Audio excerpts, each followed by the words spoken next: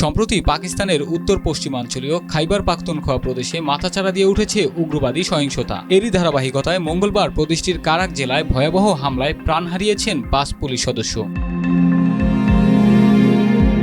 প্রাদেশিক পুলিশ সূত্রের বরাত দিয়ে জানানো হয়েছে, পুলিশ ভ্যানটি যখন নিয়মিত টহলে ছিল তখন সেটিকে লক্ষ্য করে প্রথমে একটি হাতে তৈরি বোমা বিস্ফোরণ ঘটানো হয়। বিস্ফোরণের পরপরই ওত পেতে থাকা হামলাকারীরা ভ্যানটিকে লক্ষ্য করে এলোপাতাড়ি গুলি ছুড়তে থাকে। এতে ঘটনাস্থলেই ৪ জন পুলিশ কর্মকর্তা এবং একজন ভ্যান চালক প্রাণ হারান।